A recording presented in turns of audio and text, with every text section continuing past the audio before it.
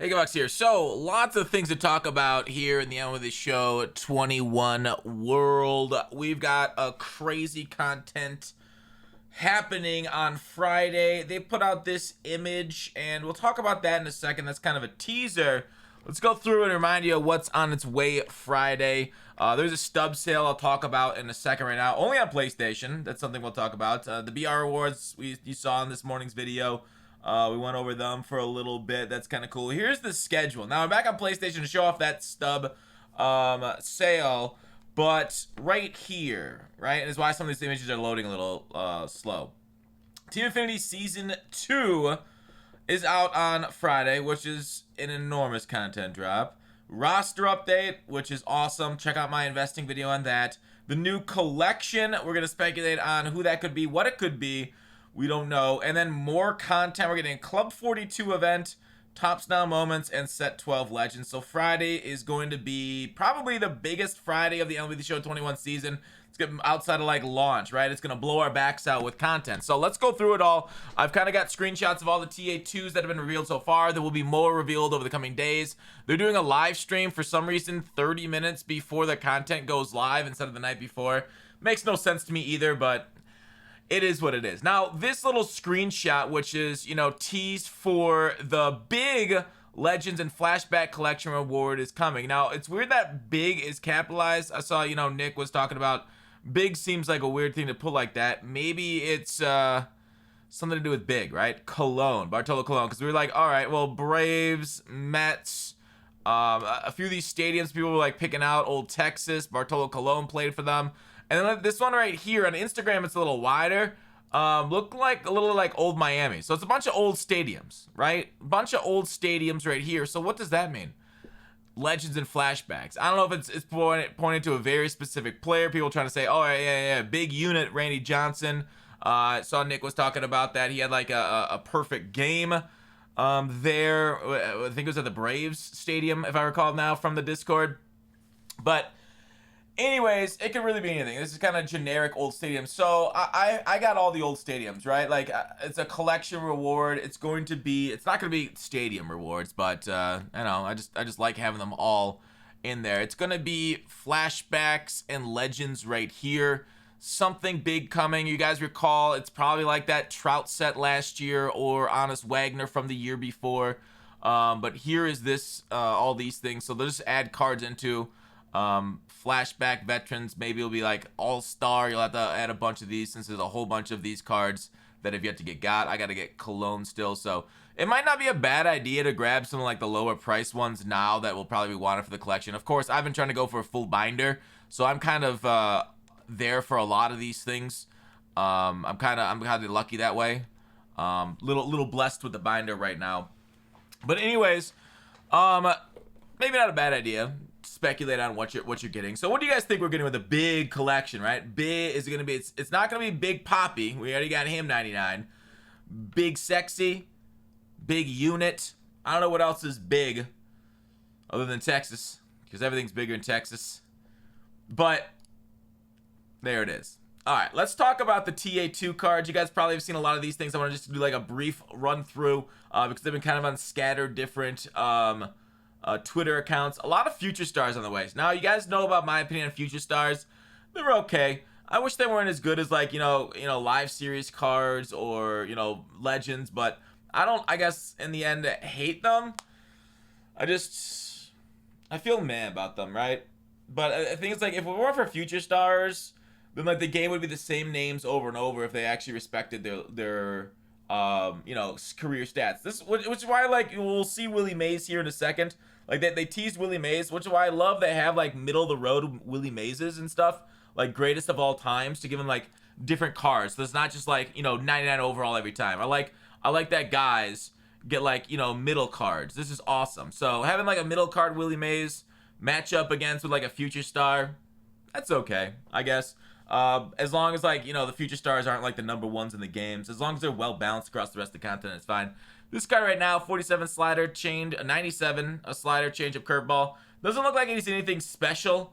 I don't know his exact release point, of course, because release points matters a ton. So overall, Jackson looks okay, I guess. 92 overall, nothing crazy. Shane right here, 4-seam curve, slider, change. Good hits per 9, Ks per 9, of course. You know, I was going to say, oh, walks per 9, control. It doesn't matter that much with pinpoint. It matters a little bit, but overall, solid, I guess, southpaw. We're going to get another good southpaw here in a second. I'm going to show you. He's got like a Chris Sale type throwing motion that people are going to have trouble with.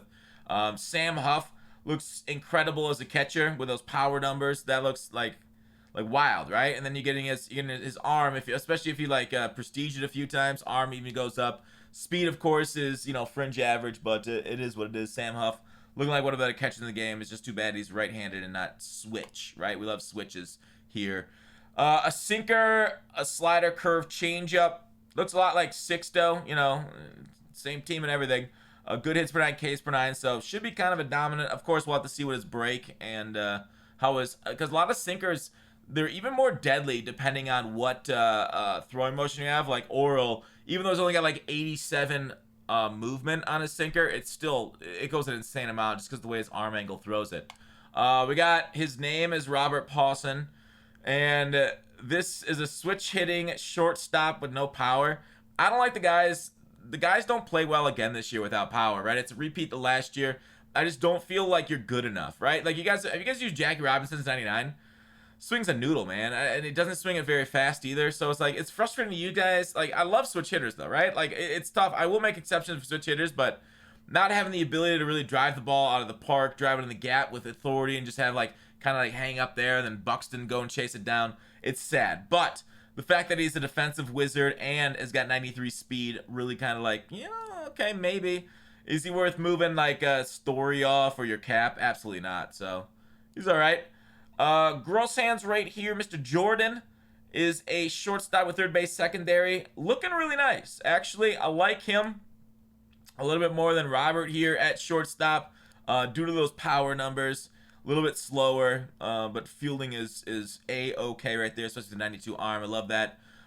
This card will cause a lot of problems. Luckily, he's a starter this year. Last year, I didn't play the game enough late in the year to really face him. A lot of people absolutely hated this card because he's got outlier here, slider, changeup, and then he throws it from the left side as a funky delivery, and it's hard to pick up. So you won't see him as much this year maybe as people would last year because there's not a lot of great lefty bullpen arms outside of like, I guess you got Aroldis and stuff, but a lot of top end pitchers this year are lefties, so might be worth to go with more righties and switches in your lineup. Right here, sorry for the blurriness. 4-seam curve, slider, changeup. Doesn't look like anything remarkable out of this card at all. So I just wanted to go through those. Of course, we'll see some more on Twitter as the days go by. I don't know if you guys saw all the one from the main Twitter account of MLB The Show. We're getting 3 new legends. So like this Brandon Webb is one of them. He had one of the best sinkers of all time. This guy was absolutely ahead of the sinker meta. The sinker ended up becoming huge, when the Pirates really became the early 2010s, teaching everybody sinkers.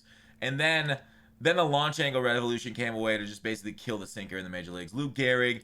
We might have talked about some of these. I don't recall. Johnny Bench. I'm sure a lot of us have used these cards before. Johnny Damon's new-ish as a card right there. And let's keep scrolling. We kind of talked about that. Willie Mays. Mark Pryor.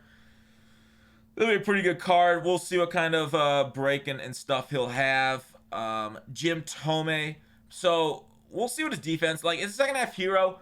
Last year I played him at third base, and I actually did pretty well with him. This guy has an insane swing.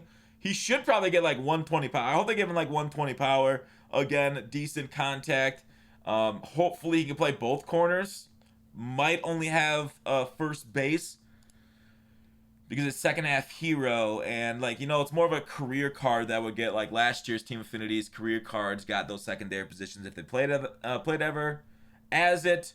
We talked about the BR rewards this morning. We got Joe Torre. A lot of people made comments about this. Now, he only played third base during his MVP season, so he might not get catcher secondary, which would really limit his value. Torre doesn't really have a great swing, so even if he had catcher secondary, I don't know how many people would use him. Roy Oswalt. Roy Oswalt, one of the most underrated pitchers of his era. Always dealt. Last year's card, I think he's got a card from earlier this year. Whenever you got a sinker, you're going to be powerful. And Oswalt's got one. and he's got a really slow curve, if I recall correctly. So this card should be very hard to deal with. Will it be up there with those, like, guys that have a sinker and a cutter? Time will tell, but there's looking like there's gonna be a ton of great pitching coming. The hitters looking like they're spinning their wheels a little bit. We'll see what the stats are for the Legends. Tomy could be a big improvement, but we'll see. There's a ton of great lefties out there, so it might be tough to have a lefty outside of like one or two in your lineup. But that's it for those. The Stub Sale. What do I think about the Stub Sale only being on one system? Now, I got them both because I'm very blessed to have both systems. But it's a little annoying, I think, for people that are just Xbox only. The market gets affected by the Stub Sale. 10 to 30% off until June 2nd. The market changes for PlayStation, but not for Xbox, guys, because it's days of play. It is what it is. Now, it sucks, but, like, that's life, right?